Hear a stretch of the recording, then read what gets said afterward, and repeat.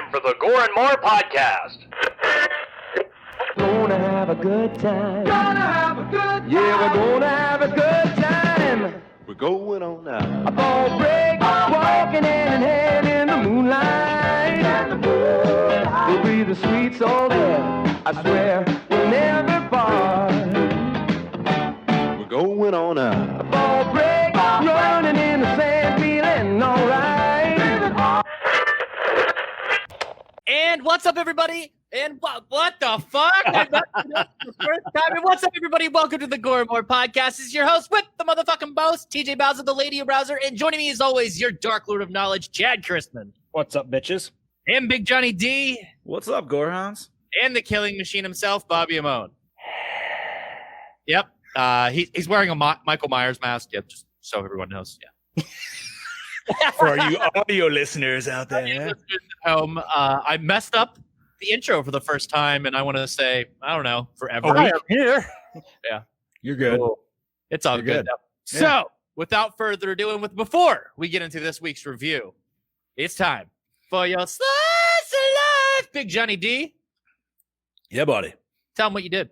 What did I do? Well, let's see. Yesterday, I recorded episode 14 of Wake and Bake with my lovely co-host, Mr. TJ Bowser.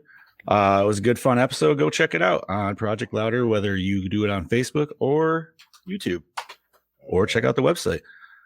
Other than that, went to the drive-in for the first time in a long time, but I talked about it on Wake and Bake, so you can go check that out. I will bring up Saturday, I went to a haunted house, and it was actually a really decent one. It was 2 haunted houses and a hayride. And I will say the second haunted house was the best because it's always one of those ones where it makes you walk in super weird, tight little corridors and shit. Like you actually got to like walk through fireplaces and stuff like that. And I always personally respect that. And I honestly think one of the scariest things in there, and it wasn't even a monster or anything like that, but it was just one of those duck corridors. So it started with a ramp going down to about maybe a 4-foot thing, all covered in 5-inch shag carpet. Nice. Ugh, disgusting. It just so gross looking and feeling. Ugh. But no, dude, it was awesome, super enjoyable. And I got to actually rewind back a little bit past last episode because, as Chad will know, I forgot a story that I definitely should have brought up, and I'll bring it up now. And I hope you guys enjoy it. So what I was doing my fucking photo shoot last 2 Thursdays ago, it was at the beginning of the shoot, and we were near the chicken shed because, you know, it looks like the shack from part 2. So me not seeing anything around because I'm looking in a fucking viewfinder at the people I'm taking shots at. You ever have a fucking bug go near your ear and it just sounds like 1,000 times louder? Yes. Yeah. Okay. Viewfinder, no peripheral, fucking chicken, dude. It's just like, dude, sounded like a fucking helicopter coming in. I'm like, what the fuck is that? Dude jumps on my back. So I start like swatting at it, dude. And it's just like fucking flapping the shit out of the back of my head. So I had to rip my head off and fucking beat this goddamn rooster off my back. Yes, I had to beat a cock off my back. So it finally flew away. And beating away, huh? yeah, dude. And this obviously all happened in like 30 seconds. So everybody who got to watch that was laughing their fucking asses off, dude. Well, I'm just like, what the fuck just happened? Like, holy shit.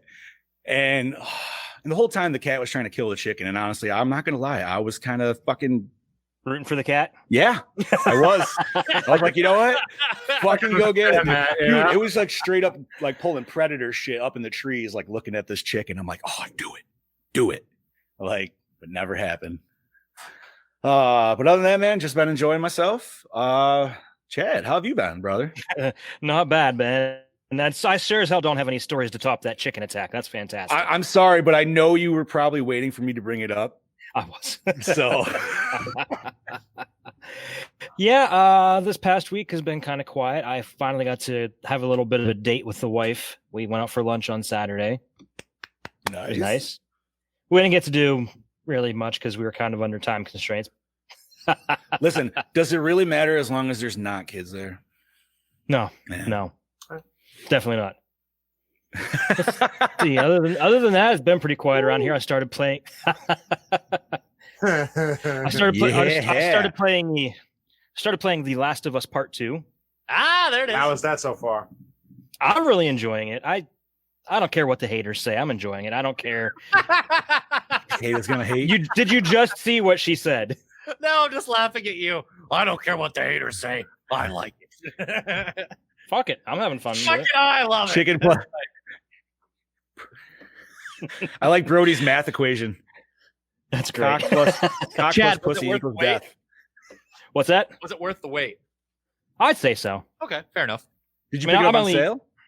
Yeah, I got it on the Amazon Prime Day, one of their sales. I only paid like $40 for it.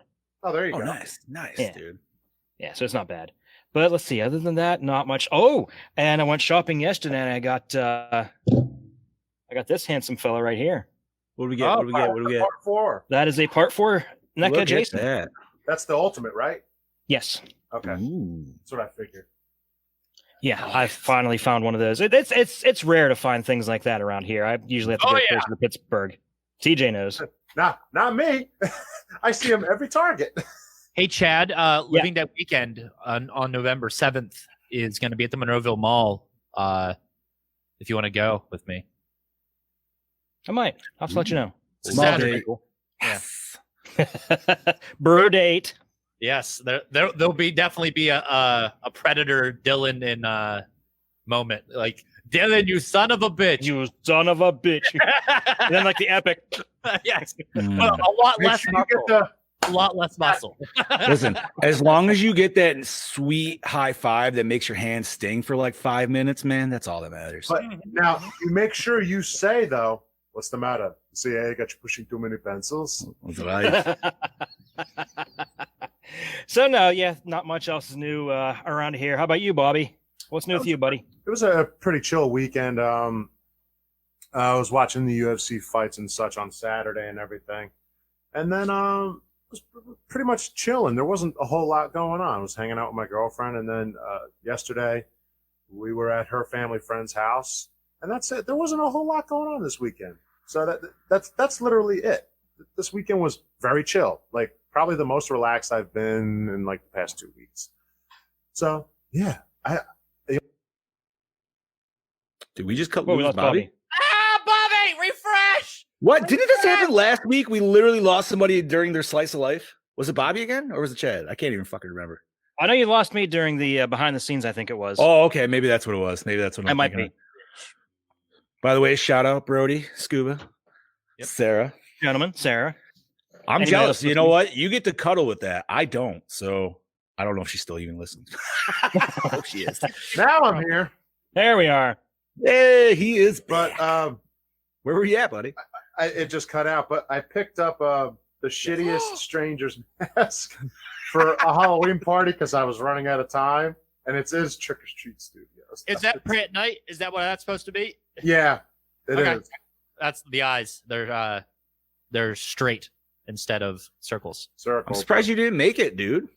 You I- being the I cosplay didn't- buff you are, huh? I didn't have the time for this one, but I'm working on other stuff now. So, but, Fair enough. Fair enough. but yeah, it was just a chill weekend. That's a pretty That's- big fucking potato sack for Bobby's head. Yo, that thing fucking fits. Like I'm That's a surprised big it does. That thing fucking fits. So I'm Yeah. happy. But that's about it for me. Literally, just chill. Boss, you. Let's go. Well, as I say every week, podcast here, podcast there, podcasts everywhere. This week we had Nick Benson, special effects artist from Tremors, and his friend, was it James Azrael, on, and they were on to talk about their prop museum, Cinelogia, in Las Vegas, Nevada, and they have some crazy props. Over 110 movies, they said they have props from. No shit. They have a couple lost things too. Right now, they have an entire Silent Hill display, 4 full nurses, 2 pyramid heads, and a whole bunch of like other stuff. They have the entire costume set from the main cast of Silent Hill 1, and then some Silent Hill 2 stuff. But the crazy thing is, like, this is gonna blow your mind. So we asked the question early in the show, like, what is there, since he has so many props and they all don't fit in there, right? Mhm. Like, how often do you rotate things out? And he said seasonal. And then as the show goes on, he explains why. He doesn't live in Las Vegas. He lives like by lands. He has to. Oh he wow, really? drives all the props to Vegas himself and swaps everything out and then drives it back. So that's why it's seasonal. Did you ask him what size U-Haul trailer he fucking rents for that shit? Right. Yeah, like, I want to know what. That's a solid 30-footer at least. It's got to be. But he said that they're open now. They're in Las Vegas. Look it up. Cinelogia. Tickets are $25 at the door. COVID restrictions apply, all that good stuff. So head on over, guys. Check it out. Really cool episode with those guys. And then Sunday, I got to hang out with my daughters. Super good time. Hell And yeah. I got some new movies in. I got the 4K Terminator 2, 4K Terminator Dark Fate, 4K Starship Troopers, and then I got the Scream Factory, John Carpenter's Vampires. Nice. Yeah, Padre. It's pretty. Man, I haven't watched that movie in a minute. It's jam packed with special features and the that's one of my qualities. Mwah. Yeah, I love it. Starship Troopers, is it just the first one or is it the whole like series? Just the first one. It's the 4K scan of the 4K. I mean, honestly, that's the only one you really need. But Mhm. Yeah. The animated show is not bad. I mean, I try to give 3 credit where credit was due because they brought back Rico, but It's not the same, bro. No, not even close. You That's needed right, fucking bro. NPH, bro. Vampires, NPH. But we watched Halloween 2 today, and Sarah actually watched it with me. So Nice. that was pretty cool. And she actually recognized the soundtrack and said, "Don't you own this on vinyl?" And I was like, "Hey." So that definitely happened. So she's definitely got an ear. She's paying attention. Shout out to my fiance. Said it right this time. Yeah. He's learning. He's getting there. I had to So, catch him without- yesterday on Wake and Bake. Further ado, it's time for our review of 1981's Halloween 2, directed by Rick Rosenthal, who also directed the other great Halloween film, Halloween Resurrection, written by John Carpenter and Deborah Hill, produced by Deborah Hill and John Carpenter, starring JLC as Laurie Strode, Donald Pleasance as Dr. Sam Loomis, 6 times, people. 6 times. 6 times. Plus Charles- another 5. Yeah. Charles Cyphers as Sheriff Leigh Brackett, Lance Guest as Jimmy, Pamela Shoop as Nurse Karen Bailey to return in Halloween H2O, correct? Yes. Yes. Hey, I just realized you said 6 times. He shot him 6 times. He also played Dr. Loomis 6 times. 6 times. No. Oh wait, no, they No. sound alike. That's right. And H2 of these also- sound alike. They're Yes. actually that's right. wrong. In this movie, it's 7 times. Recount. Wait. Yeah, he's right. Well, he shot him 5 times in the hospital. Did he shot him 2 other times? No, I mean like at the very beginning. Oh. It's 7 times when they reshot it. Oh, okay. Hunter Von Leer as Deputy Gary Hunt, Tawny Moyer as Nurse Jill Franco, and Alicia as Nurse Janet Marshall. Rest in peace, honey. Nancy Stevens as Marion Chambers, Dick Warlock as Michael Myers / Yeah. Patrolman number 3, Gloria Gifford as Nurse Virginia Alves, Leo Rossi as Bud Scarlatti. Leo, we know Leo. Where's he from? Jersey. Oh no, he's also from Maniac Cop 2. Yes, that's right. I am hearing. You know what? I accept that answer. Jersey. I accept that answer. That's a great answer. Done fucked up. No, Shout it's out good. to I love our it. sponsor, Adam Schmidt. What's up, buddy? What's up, sir? Find him over on Instagram at weapon.creations. Yeah. So, Leo Rossi, shout out to you too, dude. Fuck yeah. He's that crazy dude in Maniac Cop, right? Refresh my Yeah, memory. he is. He is. He's the one that is like on the side. He's like backward. yeah, Oh, 80s that Rafi. guy. 80s Rafi. Yes. Yes. Oh my God, yes. Yes.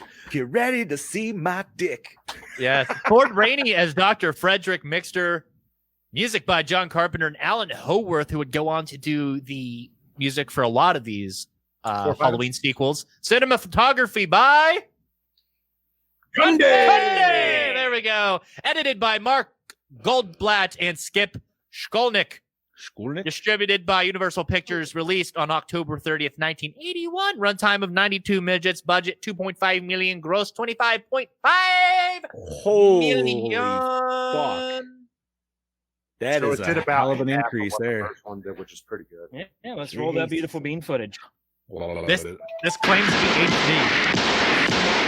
I shot him 6 Sounds it. times. I shot him in the heart. Man, he's not human. Universal Pictures presents Halloween 2, More of the Night He Came Home. Who is it? There was nothing within him, neither conscience nor reason, that wasn't even remotely human. Poor Mrs. Elrod. This is some kind of a joke. I've been trick-or-treated to death tonight. You don't know what death is. There he Poor is. Ben Tramer. He There's never far had more to- explosions in this movie. There is no place to hide. He will always find you. Oh, I think I What's saw a this? putty cat. It's a Celtic word. It means the Lord of the Dead.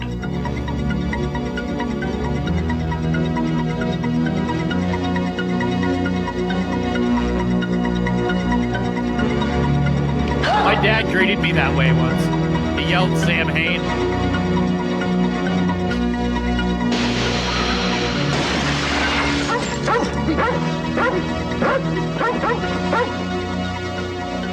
Mr. Garrett?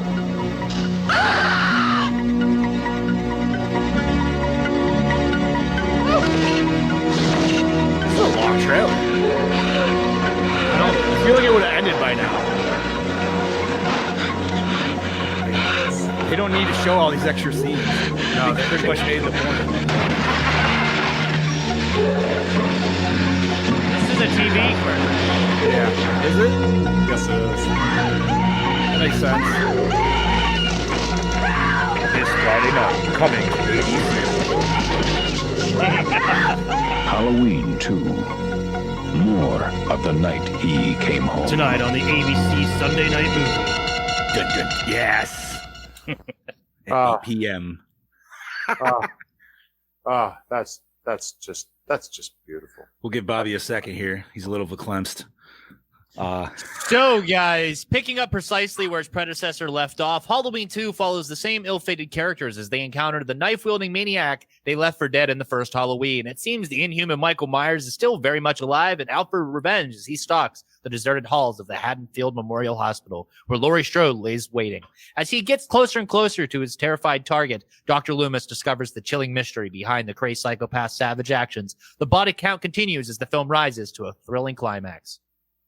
And Ooh, thrilling yeah. it is. Yeah, buddy. Dude, it's everything a sequel should be. More explosions, It's like also More blood. more blood, right? what It's gore and it's more, people. It is the Right. embodiment of this show. It literally has made one of the best memes in the last 5 years of memes, and that is the finger up the butt. Yeah, I mean, come on. And if you didn't know that, now you know. That's how. Now you're gonna I go- forgot all about that. I haven't seen that meme in a while. Thanks, Johnny. You're But- welcome. You know what? Right, Our finger in phones the will be butt. listening, so you're gonna see it within probably 24 hours now. I would. Oh, imagine.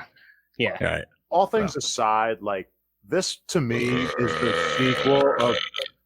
Besides, Wow. that was wonderful. This Welcome to the me Good Show. was the pinnacle of like sequels besides other movies because like this literally carried over that same night. Like So you would say it's the pinnacle of horror sequels, probably. more than likely. Yeah. I could say that this film's better than the first film. They perfected the Halloween formula, and I think that this could be revered as the best slasher film of all time. Wow. Tell me a better I would one, have to Chad. disagree.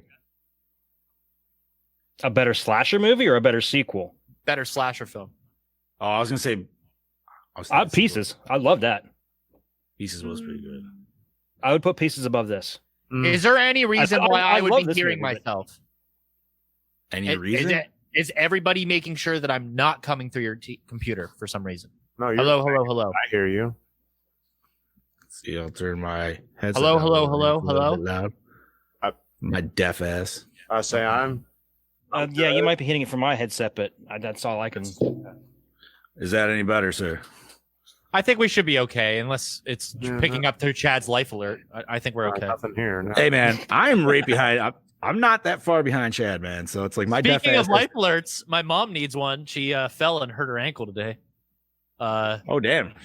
She's fine, but it just made me send her a bunch of memes and gifs, and she wasn't having it. Are you getting your life alert? And you were brutal about it in the chat too. Oh yes. Are you getting your life alert for Christmas? I was like, oh yeah. Oh yeah. Please video that if you do. I mean, I was like, you're 47. You can't be falling. Like, stop. She's 47, not 67. She'll be fine. Exactly. But she messages me. She's like, I'm on my way to the hospital. She's like, I fell. And I was like, what? I shouldn't be hearing this for another 20 years.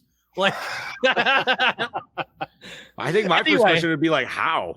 Yeah. Like, I was trying these new Heelys out, and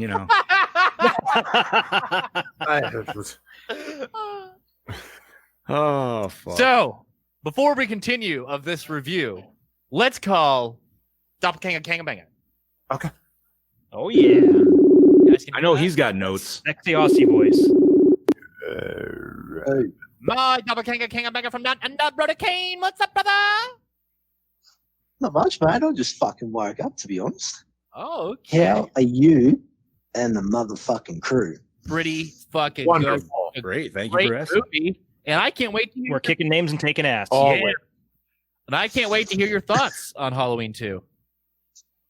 Well, just let me start off by saying I love everything about this fucking film. You know, to follow it up 3 years later, still look like a continuation of the same night as the first is like.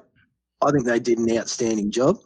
I guess we have Kunde to thank for that. Yeah. So, but you know, like from the cinematography, like of the streets to the gothic hallway to the hospital, like the way Michael floats from the shadow play, to me is unnerving and showcases to what I think is his best portrayal. I think Dick Warlock's version of the Shape screams perfection to me. You know, he definitely nailed the character's persona. I also just want to add that I'm glad that this was the pissed off version of Michael becoming a ruthless slasher that we didn't get to see from the first film. You know, overall, solid direction and executed very nicely. Awesome. So, what would you give this out of 5? You know what? Seeing I used to watch it religiously as a kid, I'm gonna have to give it a 5 out of 5. Oh, that's my boy. That's my boy. That's fair. I honestly think it's better than the first film. That's just me. I agree. But yeah, I just love how Michael's just a ruthless motherfucker in this film. Yes, absolutely ruthless. Well, Brody, thank you for lending a hand to the show this week, and we'll see you next week. No worries. Well, I look forward to it, and take it easy, boys. You too. Peace out. See you later, buddy. Later, buddy. Cheers. And for anybody listening, if you do enjoy Brody's sexy voice, you can actually catch him over on Scuba Steve's next episode, I believe. I'm calling the bastard. Yeah? Hold on. He'll fucking promo for you. Here we go. Well, I just promo fucking for him. So there you go. You let the poor man whore himself. Yo. Scuba Listen, Steve, he's gonna whore yourself. Whore yourself What's on the show. Up, you sexy son of bitches. You know, you whore yourself right now. Okay, let's put it the Scuba Steve way and the Scuba Steve guarantee. Yes. So what's going on, Phyllis? So Halloween 2, thoughts, feelings? Oh, I love it. I love Halloween 2, you know, and I have to agree with you. It is probably hands down one of the best slasher film ever. And it's a great follow-up to the first one, and I think it's actually better than the first Halloween movie. The soundtrack was amazing. The way the movie was filmed was amazing. Dick Warlock did a great job portraying Michael Myers, yes. You know, so it's one of my all-time favorite movies. I mean, who doesn't love Michael Myers, you know? And I think this was a great follow-up to the first movie, and one of the rare films that picks up that same night. And you can watch the first one and then watch the second one right away, and it's boom. It's like you're watching 4 hours worth of awesomeness or whatever it is. You know what I mean? 3 hours of awesomeness. So it's a great movie. I love it. There's nothing bad to say about this movie at all. Hell yeah, man. So what would you rate this out of 5? A 5, solid 5, hands down. Fucking A. So let's end this call with a little promo for the next episode of Somewhat Supernatural.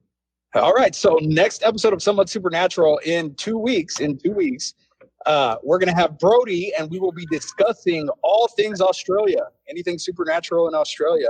We've been going over some stuff already, and the Yowie is one of the things we will be discussing, TJ. So I know you're going to love that. Nice. Excellent. So tell Scoob I just listened to episode 2 today. If you can't hear me. Scoob just said, John just said that he listened to episode 2 today. I'm gonna get tomorrow myself while I'm doing work. And Bobby said he's gonna listen to it. So until next time, Steve. See you all later, right, man. I'll talk to you guys later. Peace out. See you later, buddy. Later, buddy. Okay, guys. So moving on with this week's review. What can be said about this movie? What?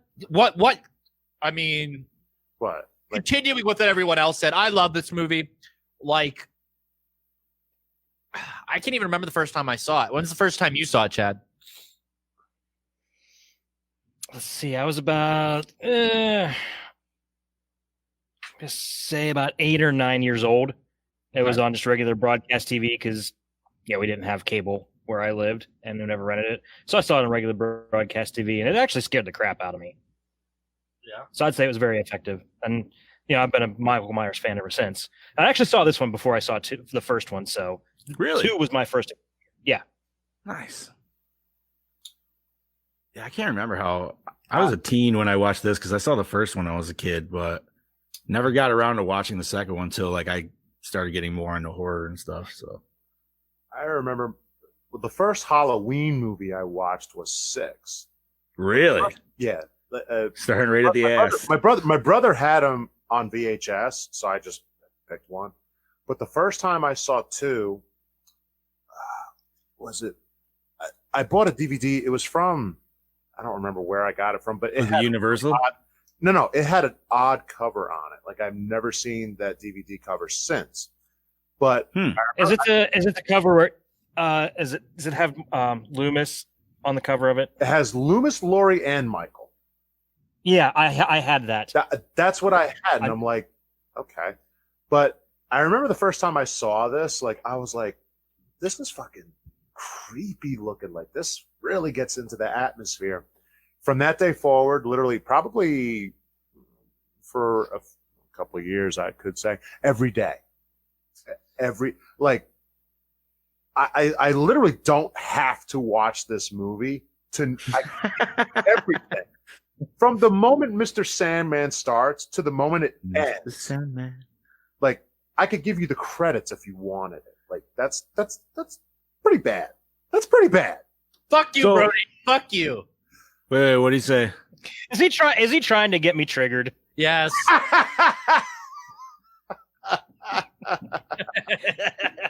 Brody's asking me how good Insidious is, knowing full well that I fucking hate. I was gonna say I've never actually watched them. Hate it. They are good films. Maybe the last 2 were.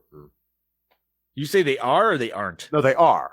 Oh, the first one. No, the first one. The first half of the first one was decent. When he went to the second one though is better than the first. I feel it can't be worse. Because halfway through he goes into this fucking ghost dimension, and I'm like, what the fuck is this? Oh, so it's Paranormal Activity 6. Sweet. No, I haven't seen that. Totally, it's literally called the Ghost Dimension. No, totally different kind of dimension, but yeah. Me and my girlfriend were talking about that. Like, it's an okay. Wait, guys, isn't this a Halloween review? Yes, it is. You can thank Brody for triggering me. Fucking you, mentioning the demon, the Darth Maul Freddy Krueger demon. Brody's just that extra little dude in the back, but he's still like, you know what I mean? Like no, he still derails the show purposely. He's the agitator, dude. He is. fucking He's the instigator. The instigator. That is instigating right there. That is totally instigating. Instigate him. Instigate him, Niall. All right. So there's not much else we could really say. John, do you have anything to say before we go behind the scenes? Yeah, so obviously, in comparison to like the first one, and I feel like you guys can, dude. But let me just say, Myers is a fucking Hulk in this one. Mhm. Literally, he pulls the fucking Lou Ferrigno fucking through the door like blah. And I was like, wow, dude. Like to be honest, because I haven't watched it in a fucking good minute, I kind of forgot about that shit. But like, So did I, dude. He was breaking through doors before Jason was. okay, yes, and as ridiculous as it seems, I guess if you take it in context with how fucking strong he is in this movie, the fact that he just picks a nurse up with the end of a fucking scalpel like it's goddamn One-handed. nothing. And some people might say it's ridiculous, but I'm like, dude, he breaks through a door, he gets shot like 11 fucking times. Like, He's not human. listen, and you know what? It's the curse of the thorn. And here's the other thing. I will say, Yes, Bobby. I don't know if I can necessarily say this is better. I would say it's equal with the first one because, like, I personally love them as one joint movie. I mean, I agree with that. because you couldn't appreciate all the amazing Loomis dialogue in this movie if it wasn't for the first one. Yeah. And I love Loomis's fucking random rants and like, dude, you can give me a whole nother hour of that shit, and I'd be like, yep, just eating that shit up all day. I very much agree with you on that, John. Because I mean, like I said, this is probably, I don't want to say my favorite. There's like 4 favorites of this whole franchise. This one being obviously Franchise? But I can't appreciate this, and nobody can, without the first one. Because, as we all said, without the first one, there would not have been a second one. Like, he definitely goes, like, what is it in Friday the 13th game? Like, he hits rage mode in this movie. You know what I mean? Rage mode, yep. Like, That's he's exactly just, what I thought too. yeah, He he's goes just through the door, like, breaking rage through mode. doors. He doesn't give a fuck anymore. Nothing's stunning him. Like, nah. And like, and we'll talk about it later. But I mean, this is not my favorite scene, but this was my runner-up. But I have my favorite. But I have to say this now: when you see Laurie going back into the hospital, and you just see him. Listen, I have never seen any other movie monster do this or slasher. You ever seen a man just walk through the glass window without moving his fucking arms? Okay, wait. Can I add one snippet to that? I have freeze framed this. There's no blinking in the eyes. Like, just legitimately thinking from a standpoint of someone who has to do that. Those eyes were locked on. Like, there was no blinking. That's not even that, dude. I'm going to add to that. It wasn't just glass. He went through a fucking metal bar. Yeah, that's right. You know what I mean? Like, it was like, oh, fuck. He's like, excuse me. Poof. Like, just right through that shit. Everybody He was else, Terminator before the Terminator. He was everybody fucking else Jason. had to He's jump through like, that window. Like, he just walked in. I was like this when I first saw him. Like, how? As a 10-year-old kid, I was like, I don't get this. and I mean, dude, you get some great fucking long pan shots in this, dude. Like, I could watch that whole beginning like 15 minutes just on repeat. I can over. watch people get loaded into the back of an ambulance for hours. As long as Dean Cundy's doing those tracking shots, I can watch it. Well, I'm just saying that whole when he's like walking in the back alleys with the dog and stuff, and then he goes like, Everything's dude. beautiful. yeah, and the street scene with the boombox kid, and then like that whole Well, we could sit here and we could talk about tracking shots all day, but let's talk about fixed position cameras and the work that is done here. Oh, let's talk about the Elrod house. Let's talk about the maternity ward. I love that whole scene because I literally looked at my wife when we were watching that. I was like, I would say that's us, but that's already us. Like, I'm usually already like falling asleep in the chair, and she's. I don't know if anybody else will bring this up in the credits. Mrs. Elrod is listed, but her husband is not listed as Mr. Elrod. It's listed as man in chair. Yeah. Really? I don't think that's her husband. I think that's her boyfriend. Ooh, you should have That's brought that like- up for big questions, dude. Yeah. Mrs. Was she? Ooh, that's why she was making him a sandwich. Mr. Elrod was not home. Exactly. That's why she's in her robe. Yep. Oh, That's all, dude. You got us a whole. Mrs. You just got a Elrod, you whole fuck. nother side movie, man. The Elrod. Oh, Mrs. Elrod, you whore. Could you imagine that just making it about some cheating old people and then just end it with Michael Myers stealing their kitchen knife? Like, that's how you bring it all together. That's how he's celebrating sex with Mrs. Elrod, watching Night of the Living Dead, and she's making him a sandwich. Kudos to you, guy in chair. So Kudos. right. He asks him, "Harold, you want mayonnaise on your sandwich? Yeah. You sleeping again?" You know what? And I love. She wore him out. Of course he was He wore himself out. Mrs. Thank Elrod, Viagra you dog. wore off. Thank God for public domain, by the way, because how awesome is it to always enjoy a little bit of Night of the Living Dead? Race, come sit on my face. Uh, Don't make me cry. I need your pie. Yeah. Talk about public domain. Okay, Oh. Chad, I think it's time that you peek behind that curtain. Ooh. Nah, we're not going to do that There's tonight. so much. no current peeking. Okay, so Just John, let I've got a lot. Just let Bobby I've got a go. lot. I'm just teasing you fuckers. Okay, so the mask Michael wears is the exact same mask worn in the original Halloween film. It looks different in the sequel because the paint had faded due to a few reasons. First, because Nick Castle, the original Michael, kept it in his back pocket during shoots. Also, Deborah Hill kept the mask under her bed for several years until the filming of Halloween 2, causing it to collect dust and yellow because Hill was a heavy smoker. Also, the mask appears wider because Dick Warlock is shorter and stockier than Nick Castle, so the mask fits his head differently. As the producers thought it would be the final sequel in the series, they let Warlock keep the mask, scalpel, boots, jumpsuit, and knife used in filming. When they decided to revive Michael in Halloween 4, the producers realized they'd made a mistake and never again gave props out to the cast and crew. Therefore, subsequent sequels used different masks that looked rather different. And there is more on that further on down, where I talk about the hero mask and the stunt mask. So, to get the role of Michael Myers, Dick Warlock revealed that as he passed by a room, the Michael Myers mask was on a table. He put the mask on and walked into Rick Rosenthal's office and just stood there. After Rosenthal continuously asked him who he was and he didn't reply, he took off the mask and asked if he could play Michael Myers. Yeah. That's awesome. Literally. Yeah, you just stand there menacingly. John Carpenter and Deborah Hill had no interest in making a sequel as they believed the original was a standalone movie. When the studio offered them more money to write the script, Carpenter took the job so he could earn back what he believes was his owed pay at the time. However, the script was not forming out as well as he thought, and he had personally stated that the other thing helping him through the screenplay process was a 6-pack of Budweiser every day, which led to what he believes an inferior script and bad choices in the movie's story. He later called Halloween 2 an abomination and a horrible movie. Which I'd like to add, you could totally tell he hated because obviously he was just trying to kill all his characters off and shit. Like, not only that, I mean, you'll probably say it, Chad, anyway, but at the time when he was doing this, Laurie's fucked by the end. Erwin Yablans was suing him because he got to deal with Avco Embassy to do Fog and then Escape from New York. But Erwin didn't know that.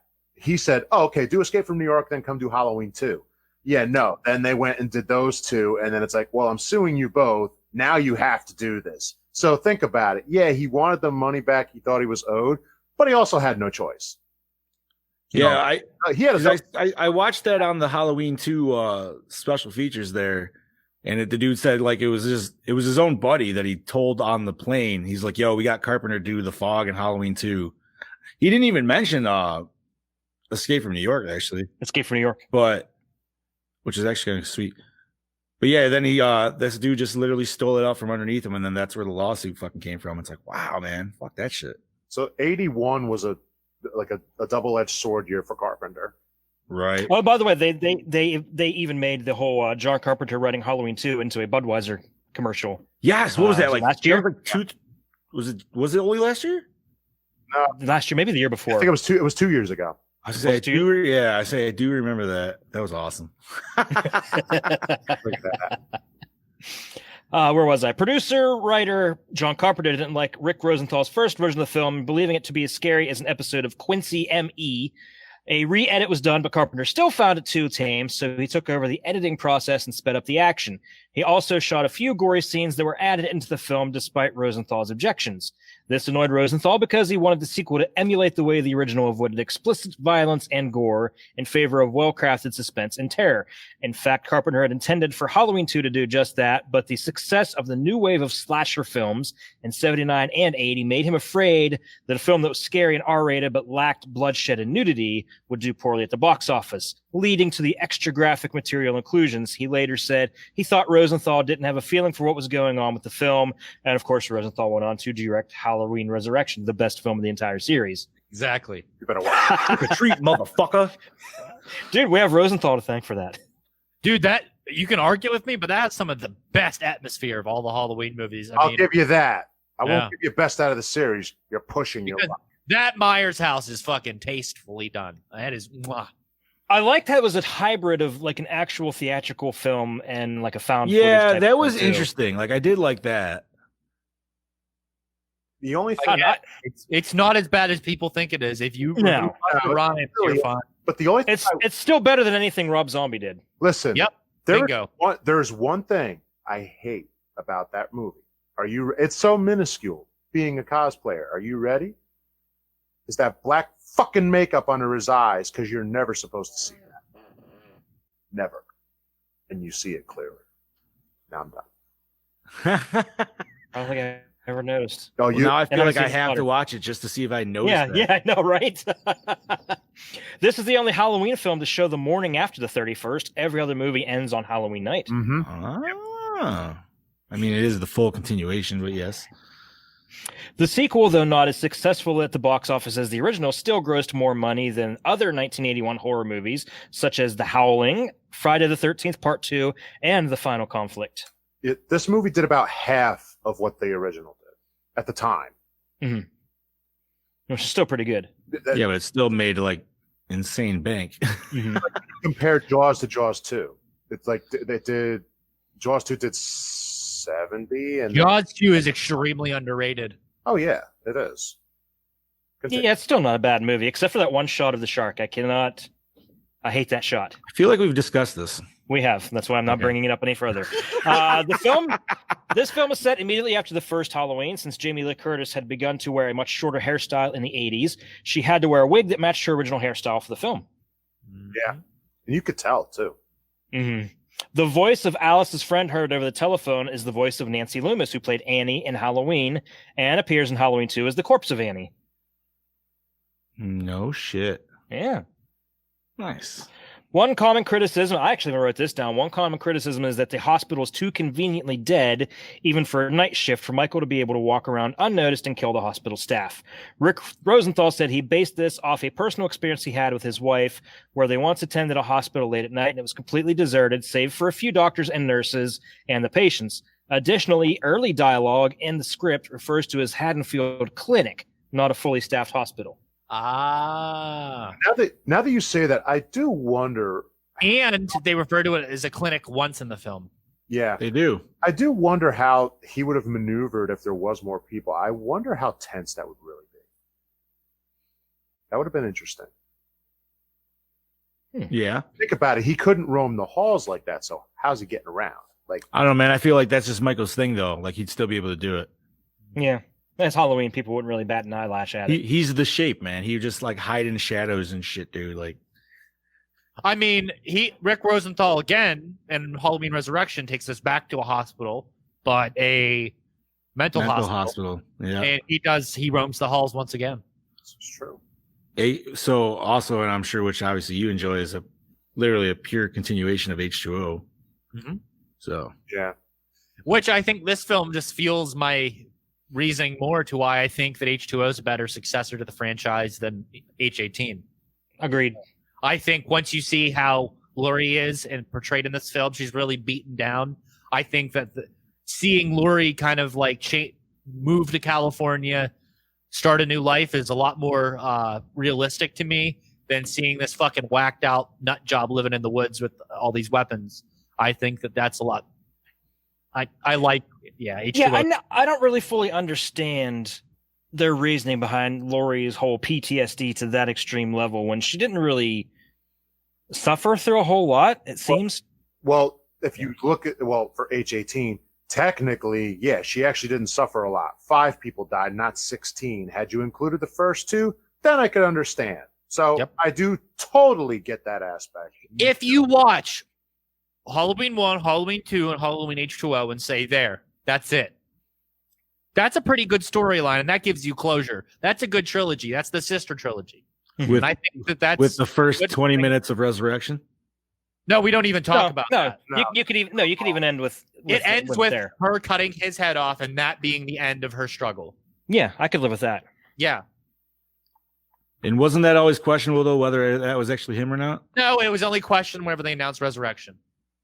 Yeah, when they were doing H2O, they originally wanted to do that, and they said, "No, you're not doing that." They said, "You're keeping." I haven't watched H2O. Fuck, man, probably since 2000. So they were gonna. They had a whole thing with that. But Chad, continue. Right.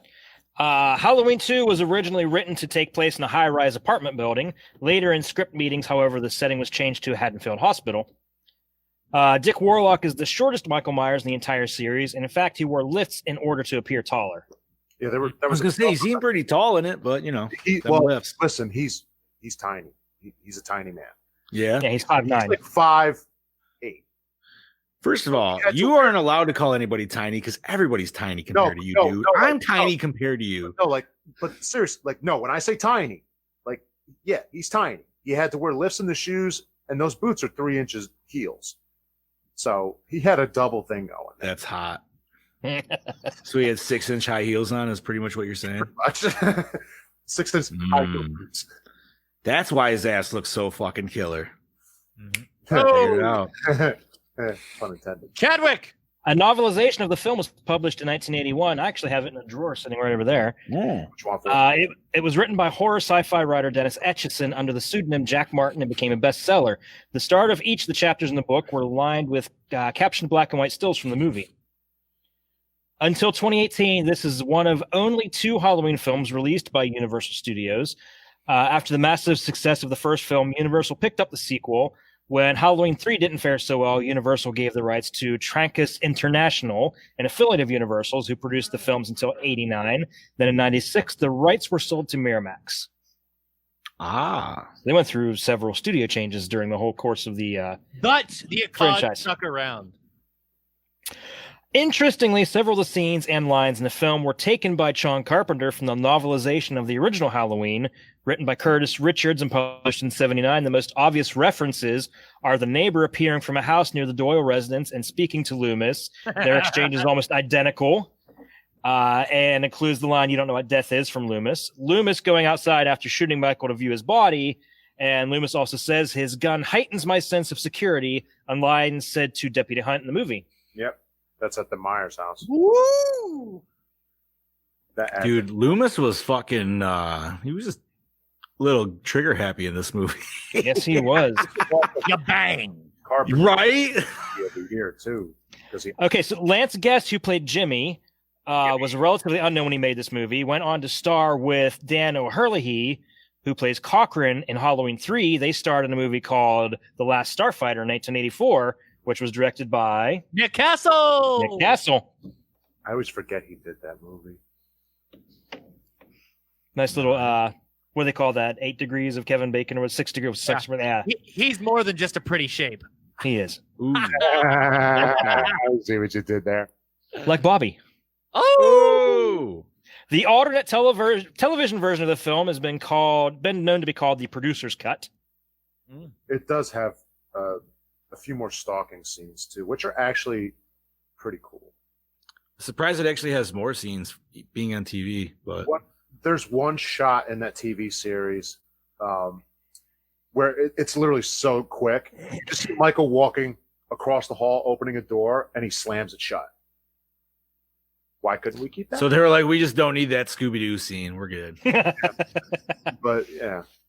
Okay, so going back to the mask. As the story goes, the mask used in this film was the same used in the first one, but the stunt mask Tony Moran and Jim Winburn used was different from the Nick Castle mask. The stunt mask from Halloween 1 was also used in this, and the final scene after Michael's shot in the eyes. This is the mask that is seen burning away in the end, proven as Dick Warlock kept the hero mask for over 20 years.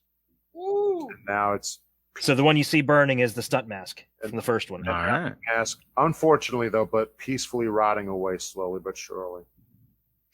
When released Right. in theaters the same year, it was released in the same year as Friday the 13th Part 2, which stars Jason Voorhees, blah, blah, blah. Both movies include a scene where a law enforcement official is killed with a hammer claw to the head. Yes. Yeah. Yeah. The sequel was originally intended to be the final film to feature Michael Myers, Dr. Sam Loomis, and Laurie Strode. John Carpenter purposely killed off Myers and Loomis because he wanted to end the Haddonfield storyline. When he was asked to do a second sequel, he chose to continue the franchise as an anthology of non-related horror stories that take place during Halloween. Real quick, that's my brother, ladies and gentlemen. My Hey, brother what's up? And What is and up, as Bobby's you can brother? see, me and my brother are one of our personal favorites. This was our favorites growing up. There you go. What's up, Tom? Love you. I'll see you soon. Yeah, we still He gonna must have Bobby's hated bump off having a again. younger brother literally like 2 feet fucking over him. You probably never took any shit from him, dude. As a child, it was total. Well, yeah, but would you hit like 13 and you were like, enough? I was more like 16. I got a mustache now. Leave me alone. Right? He I hit can 6'3". picture Bobby being over 6 feet tall and his voice is cracking like the squeaky voiced teenager in Simpsons. Yeah, right. Oh, fuck. Jimmy's fate is left unclear in the theatrical cut as he simply collapses in his car from a concussion after he slipped on the pool of blood. However, in the alternate ending, the TV version, he is revealed to have survived with bandages over his head and sharing an ambulance with Laurie to be transported to another hospital. Ah, okay. I was kind of wondering about that myself. Yep. Halloween 4. Say that one more time. Halloween 4. Wait, who's getting Wait, who? Loomis is? Or you No. saying? No, Jimmy. Oh, Jimmy. I thought you said Michael. Jimmy the Creeper. Oh, Jimmy the Creeper. Halloween 4. Whispering to Laurie while she's passed out. Not even that, dude. He was like touching her hand and shit, dude. And then even like Oh, he's 20 probably minutes touching later, more he's than like, that. I know I don't really know you. I was like, you're fucking sure acting like you did. Anyway, sorry. An interview with John Carpenter revealed the whole Michael and Laurie being brother and sister was a consequence of the airing of the original Halloween on television. After NBC obtained the television broadcast rights, they contacted him with a request for more footage since the film was too short for the intended time slot. Carpenter, who was making little progress on his Halloween 2 script, then conceived of the whole hidden family connection inspired by The Empire Strikes Back. The twist allowed him to film additional scenes for Halloween, which retroactively dropped hints to this family connection, and at the same time served as a plot device to get his new script going. Carpenter later said the brother thing was awful. Why? I mean, I like it. It always made sense to me. I mean, I honestly don't think it's a problem, but at the same time, as they could have done multiple times, you could have debunked it if you really wanted to. The right way could have been done. And Yeah, but I like that. The problem I have with, and as I've watched it, even with the new Halloween, the problem I have is you could have debunked it after 4. You could have gotten away with it. What if that's not her kid? Again, so then that's not her uncle. You know, that's not her brother. You could have, if you wanted to, have done it the right way, debunked it throughout every time and done something about it, but everybody was butthurt. Everybody's stupid. So I like it, but then there's a part of me that goes, well, if you wanted to get rid of it, get rid of it. Like, you could have done it the right way, but they didn't. Sorry. All right. Tell us how you really feel. Yeah. We'll be here all fucking night. We'll be here till I go to work. Oh, shit. That's fucking early in the moment. Okay, continuing on. Alice was the only casualty of the Elrod's stolen kitchen knife. Michael stabs her to death with the knife, but never uses it again as he starts heading to the hospital instead and uses a scalpel later in the film. Right? He's like, ooh, new tool. And finally, now this I actually found somewhere else. An incident with minor connections to the film heightened attitudes about the potent effects of media violence on young people. On December 7th, 1982, Richard Delmer Boyer of El Monte, California, murdered Francis and Eileen Harbitz, an elderly couple in Fullerton, California, leading to the trial People versus Boyer in 1989. The couple were stabbed 43 times by Boyer. According to the trial transcript, Boyer's defense was that he suffered from hallucinations in the Harbitz residence brought on by the movie Halloween 2, which the defendant had seen under the influence of PCP, marijuana, and alcohol. The film was played for the jury, and a psychopharmacologist pointed out various similarities between its scenes and the visions the defendant described. Boyer was found guilty and sentenced to death. The incident became known as the Halloween 2 murders and was featured in a short segment on TNT's Monster Vision, hosted by Joe Bob Briggs. Yeah. That's a fucked up story, dude. Holy shit. You don't hear a lot of stories of one movie in particular setting off somebody to murder, but what you would think is they would say, "Oh, a Halloween film." No, it was Halloween 2. Like, this was so specific, and one specific scene in that movie too, not just the movie in general. Yeah, but this each their own. Damn, dude. And I also love the fact that, I mean, which is partially why I love 3, because it failed. Then 4. Think about it. Halloween 4, on a little tangent, is the only movie to really pick up right off where Halloween 2 left off. No other 5 picked off of 4, but 4 was the one that did it right after 2. Everything else after that kind of, for me, fucked it up worse. I haven't watched 4 in so long, dude. I started to the other day, but there's one other thing I have a problem with 4. Sorry, we're on this. That's it. That's it. Bobby's getting it out now. 4 to me is not that Thorn trilogy thing. It's not in 4. It was bought in 5. Can't change my mind. I know I'm right. Now I'm done. All right. Because it doesn't show up till 5 because they had nothing else to do with it. Okay, Bobby. It's okay. you can show me where Mustafa Akkad touched you later, okay? Continue. Right here in the heart, man. Oh, but yeah, that's all I have for behind the scenes stuff. There's tons and tons more. I want to see a little stuffed Michael Myers doll now, like TJ fucking handed to. Right here. Yeah. Oh no, I thought you were gonna pull up a stuffed Michael Myers doll. I was like, dude, I have it over there. I have to get up and get it. Wait. Love you, Bobby. It's over there. I'm not getting out of frame. Is it the one where you press his stomach and it plays the Halloween theme? It's in the box right over there. I used to have one of those. I have no idea what happened to it. What the hell, Chad? I've moved so many times, dude. It's not even funny. Your woman got rid of it on you. That's what it was. No, it was long gone before that. Oh, I think my mom did. Son of a bitch. I mean, it could potentially be out in the garage in one of my boxes. I have no idea. I'd have to go through box after box to find it. You just have a rummage day. Be like, what do we got? That just sounds like it would be a fun day, though. Right? Dude, you'd find so much good stuff out there. I got Star Wars stuff. I've got He-Man, Transformers. I've got so many comics. It's not even funny. So it sounds like you need another garage just for your Basically. podcast studio to show awesome stuff. Basically, yeah. See, TJ agrees over there, I think. The sad thing is, my Star Wars figures aren't really worth shit because they're the ones that came out in the mid '90s. So I may as well just take them out of the package and let the kids play with them. Power of the Force. Yep. They still look cool. Who cares? Whatever. Yeah, I'll just take them out of the package and let the kids have fun. Let him breathe, Chadwick. Let him breathe. Might as well. Ooh. All right. So, we all ready for some big questions now? Yes, we are. All right. So, you know what? I'm actually going to start with Brody's because I also had that question.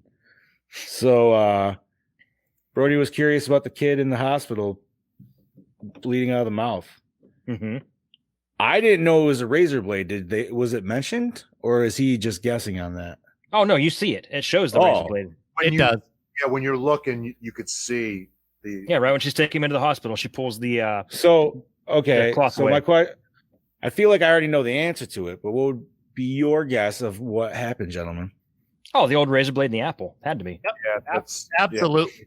There's no other thing I could. I wasn't thinking apple. I was thinking candy. But yeah, either way. It'd be easier to hide a razor blade in an apple than in a candy bar. It's candy. Like Chad thinks about this all the time. if you think about it, I don't know how. Yeah, but after seeing that in the movie years ago, I thought about it. And like, what would it be hiding in? And like, the only thing that made sense would have to be an apple. Night of the Demons, baby.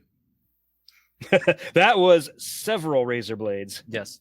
Made into a pie. That was the best part of the whole movie. Yes.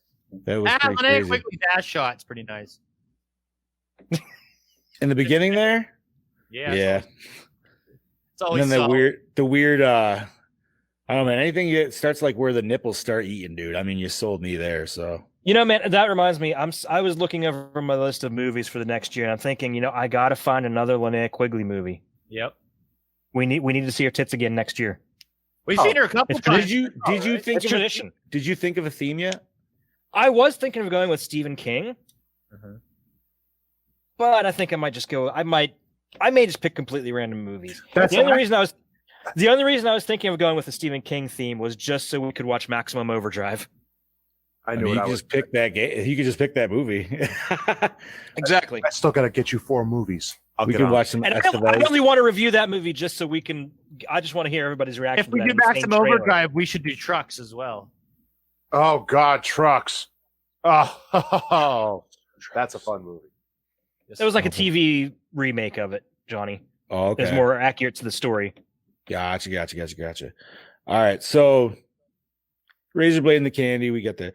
How the hell did Myers not burn his hand when he was burning the nurse's face off? I've always wondered that myself. Question too. Like, it would have been cool if they actually like showed him with burn damage and he just didn't give a shit. You know what I mean? But he didn't have any burn damage at all. I was like, wait, what? Yeah. Like, is he that indestructible? Like, he's that much of a Hulk? Like, literally, hot water doesn't fucking burn him. Like, I'm fine with that. So that's the weird part is he doesn't get burn damage from that. Jump to 4, and his hands are scarred like there's no tomorrow. So it's like, I guess it had to be that severe. Well, okay, to be fair. No. He burned up too at the end. That was I was gonna say, it wouldn't have been from the hot tub. Okay, so funny you guys to mention that is because I am not an aficionado of 4, but I know definitely TJ and Bobby is, and maybe even Chad. We know this was supposed to be the end of the series, but in continuation, seeing I don't know, and maybe our fans don't, how the fuck does Loomis and Myers survive? Well, I guess. Well, they get protected by what they call sequels, and they get protected by Hollywood money and the box pretty office much. and revenue brought them back. Well, I heard. I thought. Okay, Johnny, I think I got something for you. Go ahead, buddy. What So do you got? when they were doing 4, the screenwriter Alan B. McElroy, he actually wrote a scene where Is this they the were window going to scene? start from the explosion, and you were supposed to see Loomis kind of fly back as if he was blown out and he was burned.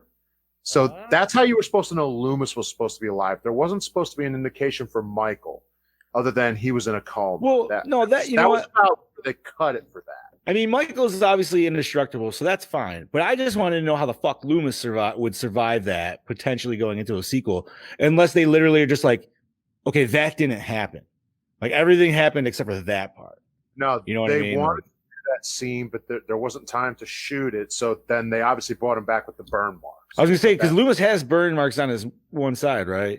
At least. And his hand, if you look in 5, And- his hands are burnt and shit. And Michael was burnt too because his hands were burnt. And when you see him in the movie before he even gets the mask, he's always bandaged up. Okay.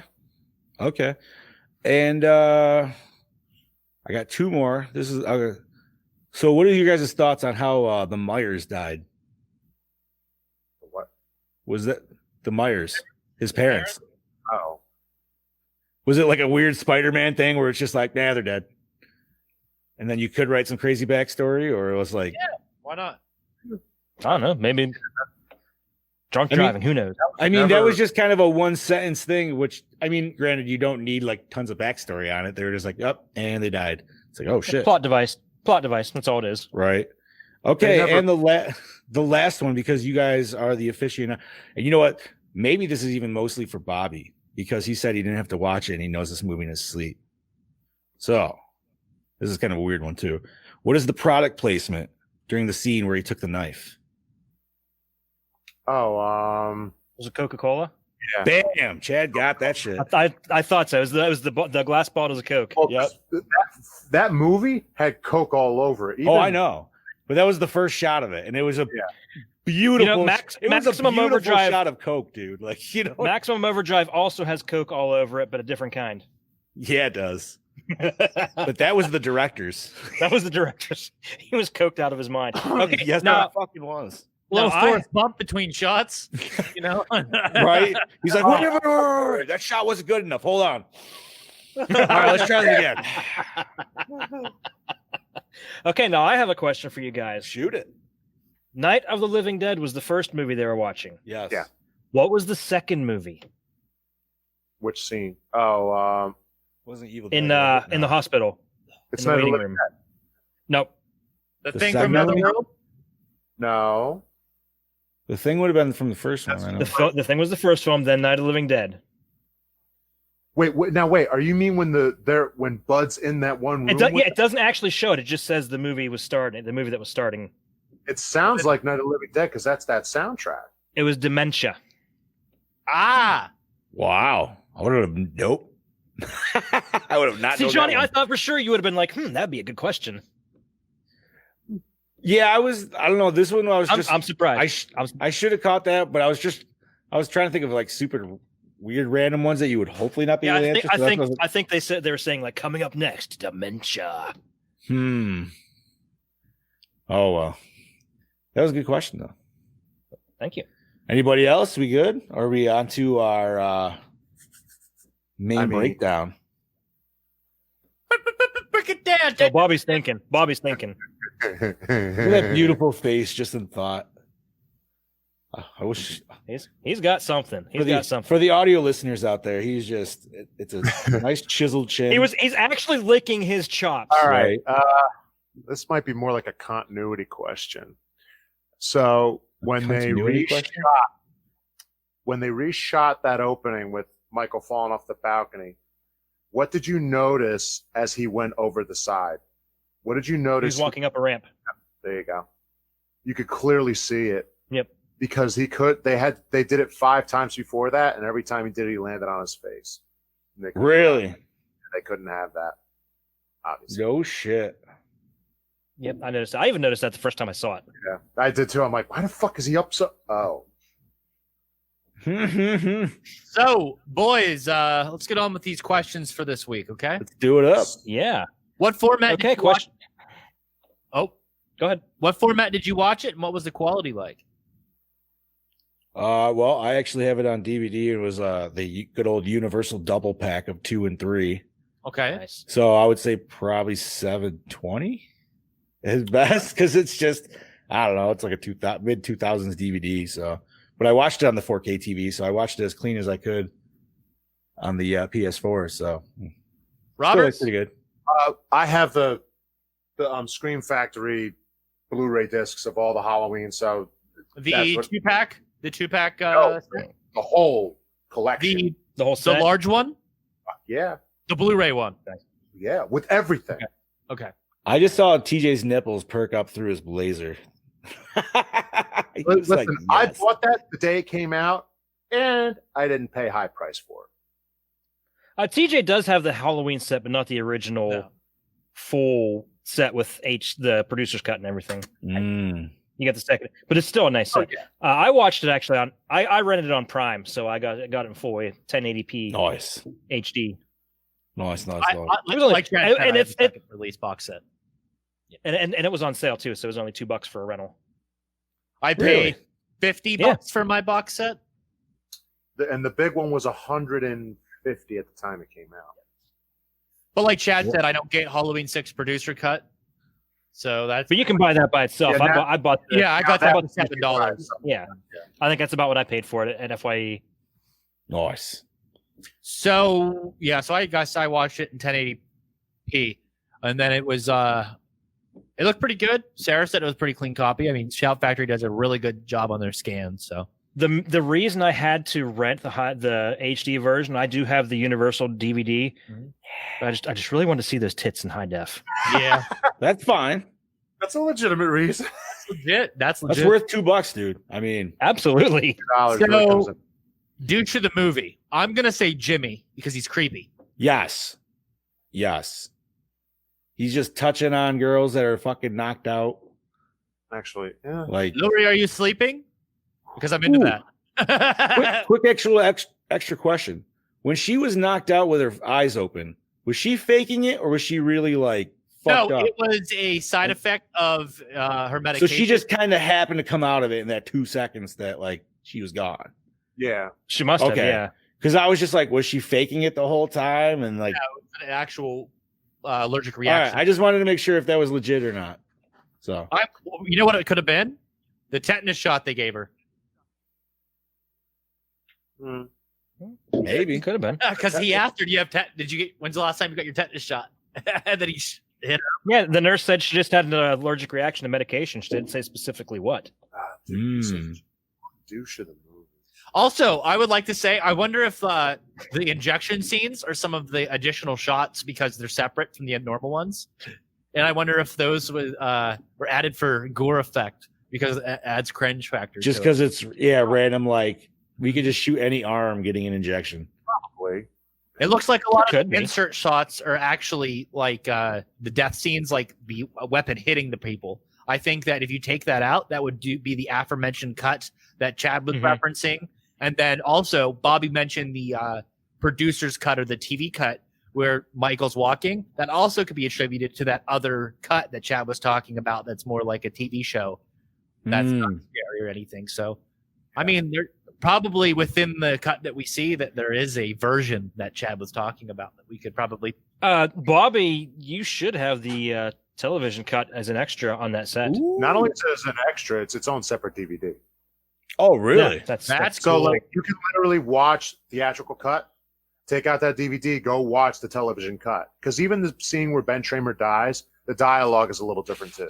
Like there's and the death scenes are a little bit different. Like it you see Jimmy come back at the TV cut at the end. It doesn't show the throat cut on the cop. No, it's different. Things like No, that. he stabs him in the back. Yeah, Oh, really? I like the sidebar that the Scream Factory Jason Goes to Hell does not include the TV version. Just say that. I don't. What's different? Oh, there's a lot of There's different. quite a few. That's right. I have the open matte TV version, and it's preferably waves better than the other versions of the film. You get Minus Added the nudity scenes, and gore.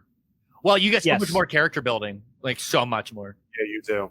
You really do. Can't say Yeah, I've because you seen it. have to look at all the gore and everything they had to cut out, so they had to pad out the runtime with cut scenes. They do that a lot with the different things. They've done that with Bill and Ted's Bogus Journey, dude. So wait, is there a the television version has that? Is there a full cut of that altogether with the TV and the gore? Oh, okay.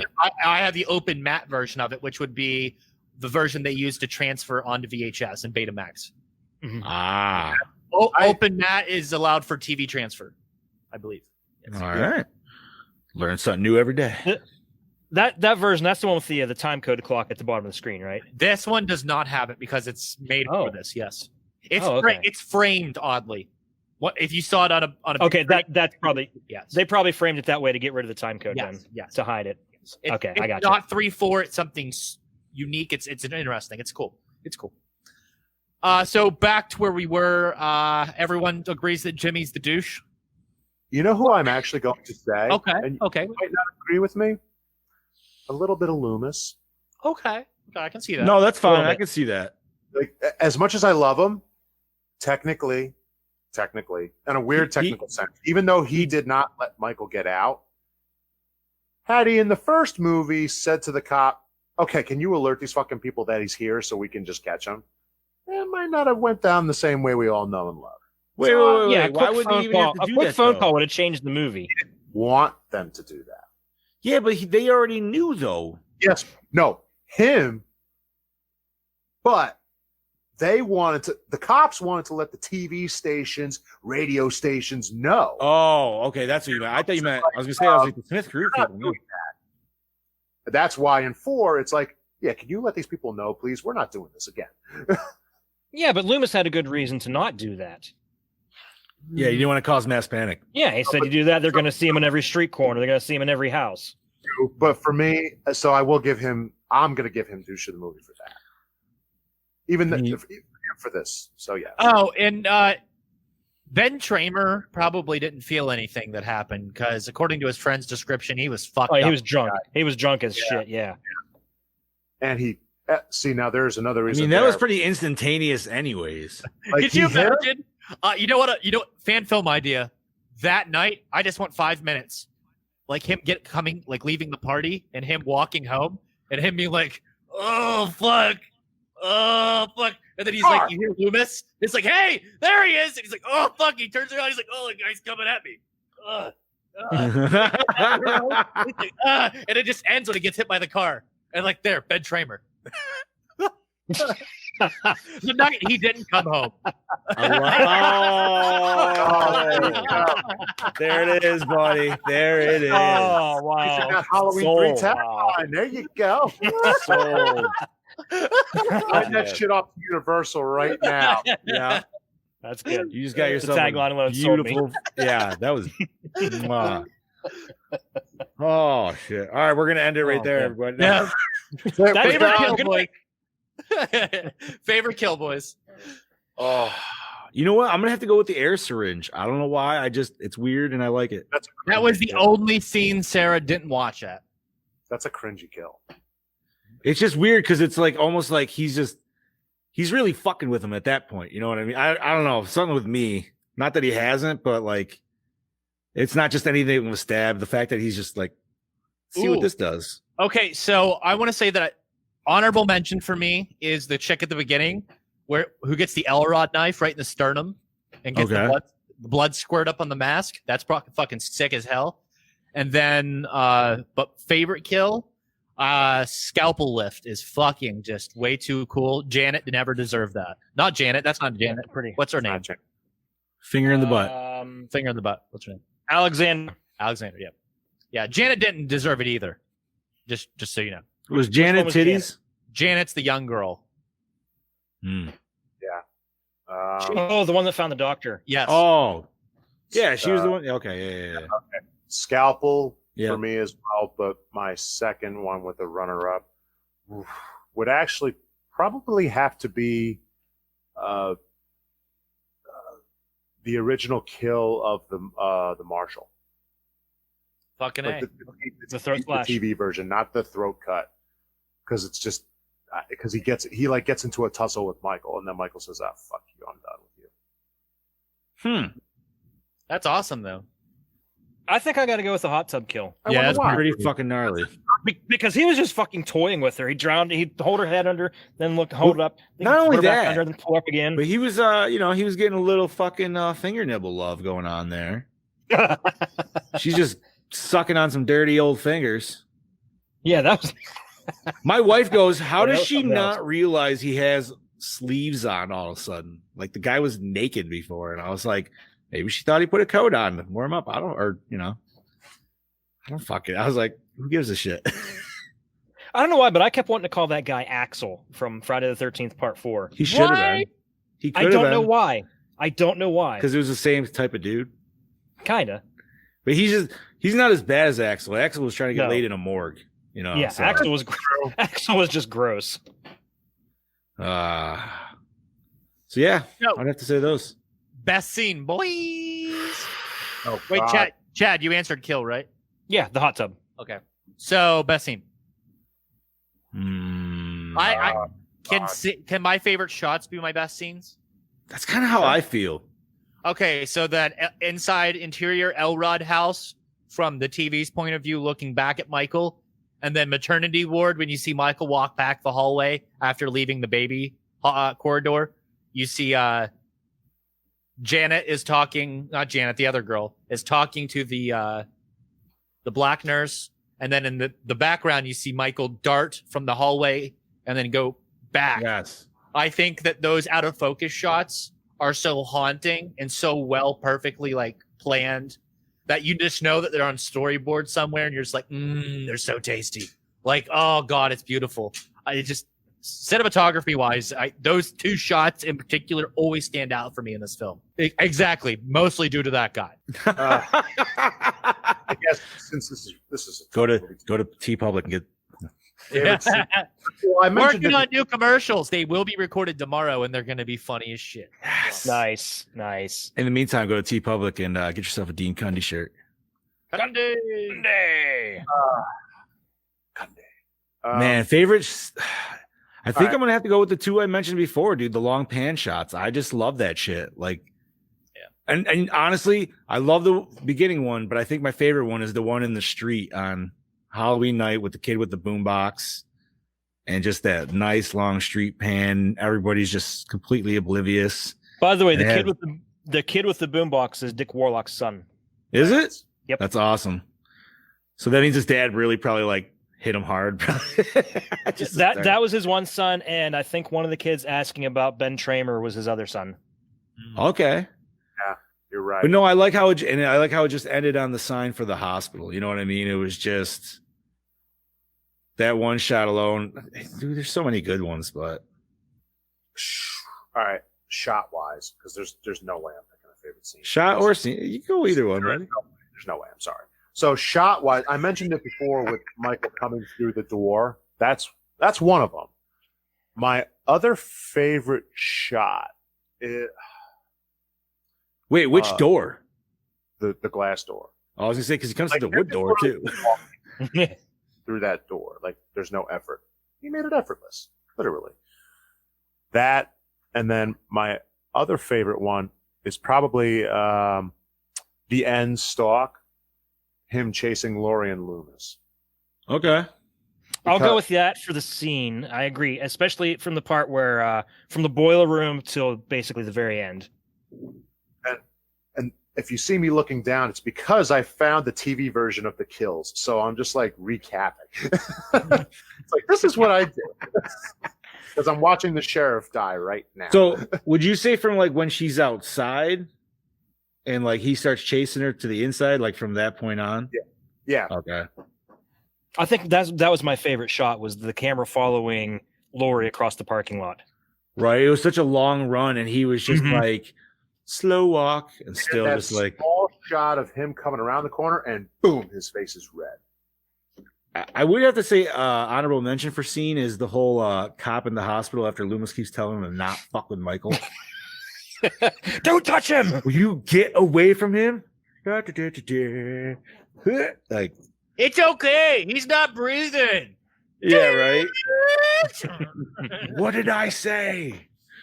I shot him fucking 6. Like I said, I was just watching like the original Death of the Sheriff. He literally shakes the fucking hell out of him, kills him, and just drops him. And he's just like, that was easier than I thought. Let's say if he gave like a good back break or something, that would be dope. But all right. Also, want a sidebar real quick. So over Box Office Banner Boys made a movie discussion group, and one of the first things in there was favorite movie that featured a wrestler. So I of course put pick 1, Ready to Rumble, pick 2, reference number 1, pick 3, reference number 2. So it's just Ready to Rumble. And then I messaged Brandon and I was like, don't forget that Tyler Mane used to wrestle in WCW as Big Sky. So don't forget to talk about Halloween 1, Rob Zombie's Halloween, because that motherfucker's a wrestler. He was. And I sent him a video of Big Sky wrestling fucking Kevin Nash. And that dude's huge. Yeah, he is. Holy fuck. What is he like? He's like 6'9". He's like 6'9". I'll say like 6'10", I thought, but I like Tyler Mane better as Sabretooth. Yeah. Yeah, that's actually what I know him as, a Sabretooth. You know what? That was just always one of my sad parts of Wolverine Origins, that we never got that Sabretooth. Mm-hmm. Goddamn Lev Schreiber.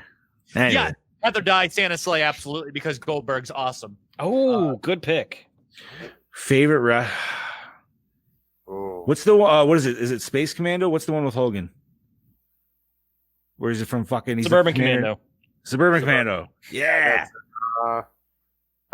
They Live. Oh, Yeah. Roddy Wow. Easy as shit. Yes. Roddy Piper. I mean, I was gonna say that, I'm but that's with coming Bobby. up on the podcast, so you're Next gonna hear, week. Next you're gonna week. hear enough of us loving okay. that. Honorable mention: racist Chris Jericho in the Yes, Jay and Silent Bob reboot. Yeah. Yes, dude. Holy shit! I messaged TJ Dumb after peanut. watching that. I was like, "Was that fucking Jericho, dude?" Like, Yeah, baby. I gotta watch that. I gotta watch that sometime. It's good, dude. I think it's still on Prime for Who's got their like hater actually tots? Prime. Like it was good, dude. I enjoyed it. It's actually quite a good product. Marketing did it in. Hater tots. Oh, fuck. So, opening scene. Hook you Yes. guys. Yes. Yeah, it was literally continuation of the right from where you left off. Yep. Like perfect. Didn't even miss a beat. Best hits, best dick. Hottest girl, hottest guy. So I'm gonna go with the JLC, and then for the hottest guy, crispy Ben Tramer looks pretty good. Mine's Pamela Shoop and Leo Rossi. Come on. Yeah, but we'll go with Leo Rossi only because if you're into that dirty like Middle Eastern dude look, he's your guy. I mean, Hey, you got to see Some his ladies ass, like too. that look, man. yeah. All I can think of is now that 70s show that you said it when they're always picking on fat. I'm gonna have to say obviously the only titties you get to really see. And I would have to say the one not the main sheriff, but the deputy there that takes over. He's got that sweet 80s fucking blonde, like blown out hair. Yeah, So. he does. I think I got to agree with John on both cats. Okay. All right. And dude, I watched it in HD. I rented it in HD just to see those titties. So. Right. $2. Yeah, I had to get my $2 worth. Bro. Holla for a dollar. Oh, shitty. So score, absolutely. Score? yeah. Great. Oh yeah, I love this score. I think it might even be more frightening than the first one. It's Bobby, what's your favorite song? Mine will forever be Lori's theme. I think it's fucking killer. Shape Stalks. Okay. This Shape Stalks is way more like in your face intense. Like Really, you guys don't want to mention how they took something so innocent as Mr. Sandman. Here's made a it a bit question for you. frightening? So, Mr. Sandman being used in lots of movies. What is the first one that actually comes to mind when you think of a Mr. Sandman scene? Is it this? this No. is where I swear It's not this for me. Halloween H2O with the knife fucking getting buried into the pumpkin. I knew that would be your pick, TJ, because that's your favorite Halloween movie. that or the other movie I do know it from is Uncle Buck. Yep. I was gonna say mine was Back to the Future. I was That's thinking the one that I too. know it from the most. Speaking of Back to the Future, Dean Gundy. and that's a different version of it too. That's a Mr. Sandman. who's, Dean uh, Gundy. it was an all guys band that actually did that, and then this was the woman who did that. But now that you mentioned Uncle Buck, dude, now I just want to watch Uncle Buck because I haven't seen that shit in a fucking John minute. can't Let's go strap him to it. Let me If know where you can find that, because me and the guys have been talking about that at work for months. And Well, none of Uncle us Buck, I got it on DVD. Oh, fuck you. right here, baby, right here. Right here. John Candy comedy favorites: Uncle Buck, The Great Outdoors, and Going Berserk. Right here. Nice. Walmart. Hug, Nat, little similarity there, isn't it? Okay, Oh, favorite man. character. Ooh, Loomis, dude. I can't Yeah. not say Loomis. Yeah. Yeah, Loomis is pretty With high. Even with all of his psychotic outbursts, it's got to be Loomis. Actually, no. Jamie. Not Jamie. What the fuck? This is Halloween for Lori. I would say Loomis, and then the deputy. Okay. Yeah, because Lori didn't do shit in this movie. No, not really. She But ran. the that was it. character itself, like Jamie's like portrayal of Lori in this one is so fucking I mean, powerful. she definitely comes in super hard in the third act for sure. Perfect for as scene much- to reference how good Jamie Lee Curtis's acting is, even at her young age here. The scene where she falls out of the car and screams. Like, I felt that. I was kind of mad that she couldn't get out that second scream. It took the third one, but sometimes Right. that's what it is. It is. You're like, if only you got that second one. I mean, It's worth. what's that? Take it for what it's worth. Right. Yeah, listen, it has to add to the suspense of it because obviously now she's locked out. So, but What about the rest of you guys? I don't know. You go ahead, Bob. Chad. Go. I didn't even. I was completely looking down here at the questions. I didn't even hear. It's not favorite character. It's favorite character. Oh, favorite character. I said Loomis. Yeah, Loomis. Oh, I thought we were on a different question by now. Does it scary? Yeah. I think Yes. Okay. I think so. Does it hold up? Yes. Sorry, Gorehounds. We had all a like communal brain fart there for a second. Yeah, we did. I was like, we got another question. I'm like, I just answered it. That's what I thought too. I was kind of thrown because I just happened to look down and then looked up and like, what? Acting. Yeah. Oh, yeah. Phenomenal. Really good. Top Absolutely. notch. Really Not good. bad at all. Cinematography, nothing that we haven't already said. This is something deep. It's a Condi film. It's a masterpiece. There is nobody that does a better stalking scene. There's nobody that does better framing. And I can tell you what. Kunde! We need to really tag him in this shit, dude. See if he actually watches it. So TJ Bowser Power Hour Halloween special coming soon. Do you like the premise? That'd be great. Yes, I love the premise. Love it. yeah. Yes. And going with what our Gorehound said, I like watching this and the first one, obviously, right back to back. So you get a nice 4-hour treat. You put 4 in there, you get a nice like 5-hour, 6-hour treat. That's true. Recycle, rewind, remake. Rewind. Rewind. For days, motherfucker. Rewind. Do I even question? Do I need to pull out the calculator? No. 5. Well, yeah, 5. 5. Yeah, I'll give it a 5. I was thinking 4.5, but yeah, See, I think I was almost just gonna say because we gave Halloween 5, I would say this like 4.95. But Actually, just 5. I mean, I do love this movie. Don't get me wrong. So I guess in certain aspects it's not a perfect 5, but I would be willing to go with like a 4.5 or 4.8, whatever. Like I am okay with that. I am. Say what you want, bud. You know something. 4.8. 4.8. Like, because I love it, but there are still certain things I'm like, but they're little. They're little. Chad, you look like you're thinking deep in thought. I'm thinking. Like, I want to give it 4.75, but I want to give it 5 too. I'm kind of torn. What do you want to give it, boy? I'll give it 5. Fuck it. I'll do the 4.8. Fuck it. I'll give it that. Give it a 4.9, Chad. Alrighty. All right. Which seems honestly, That's a very fair score. Yeah. That's a phenomenal score. You know, it certainly is. I mean, we've never had one that's that close to 5 and not just be a 5. I don't understand why this movie gets any hate anyway, because I feel like I'm reading the critics hating on it. I'm like, are you guys watching the same movie? Honestly, I think all it is it's because Carpenter says he hates it. Yes. So everybody's like, oh, well, if Carpenter hates it, it must suck dick. And it's like, no, dude, watch it. It's awesome. offense to the master of horror, which is what he is, but listen, say what you want. You created something really good. Right. You don't have to like your creation, but that doesn't mean other people can't. Like, like when you see a bad thing on Rotten Tomatoes and then people really love it. It's like, where the fuck did the 60% come from when we all love it?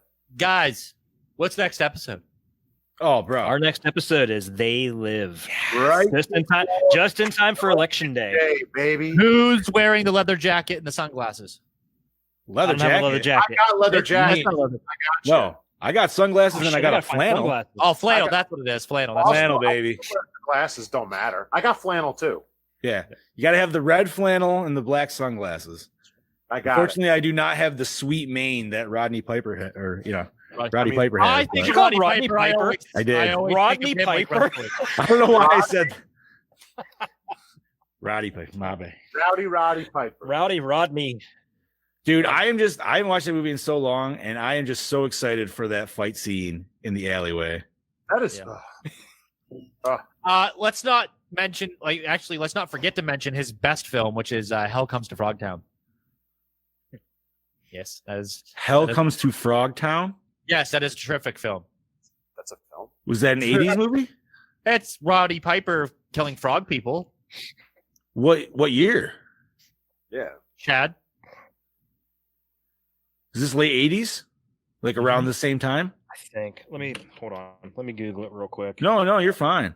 I've never even heard of it, but I like the title already. Hell 1988. Comes to Frogtown. 88. And Vinegar They Syndrome Live has was 1987. 1988. Dude, I haven't watched They Live in a minute, so that You can buy the Blu-ray for $27.78 from Vinegar Syndrome on Amazon right now. The budget 1.5 million estimated. Box office 1.5 million estimated. Boy, talk about either getting your got your money back. Yeah, right. Hell Comes to Frogtown. So, Interesting. as we end this week's show, just a friendly reminder that I have been doing daily uploads every day for the month of October over on projectlouder.net. Right now, there's 2 new episodes of the Two Guys on Friday podcast, episode 89 and 90, up exclusively on projectlouder.net. Well, these versions of them. And then you can find those else on like Stitcher, iTunes, and all those. Just search Two Guys on Friday. And then we have audio up on there. And then I think tomorrow I'm going to upload 104 of Gore N More, which is the Thing episode. Yeah, because the last one that was uploaded was Texas. Yep. Yes. So that will be uploaded. Yeah, new commercials coming next week, guys. So be on lookout for that. And then not much else. We have Kaufman working on the new Gore N More logo. And look out for more streams coming for gaming. Lots of new gaming streams coming. Phasmophobia, Left 4 Dead 2, Dead Space, all the good stuff. Johnny D, Quarter J, Austin Albin, myself, we're going to be making that Project Louder YouTube channel pop, baby. It's going to be awesome. And also we'll be posting clips here and there on Facebook. So, Yo, I mean, and we've talked about this, and it's obviously been mentioned before, but I'd like to get a game where we could potentially get all podcast hosts involved. So, and I know Chad hates when I bring up Power Rangers every time. That is a game I feel that a lot of us have, and being cross-platform would be awesome to do as like a Project Louder tournament or something like that. Like, you know what I mean? I don't know. Just an idea. John's calling out the Beetle Bros.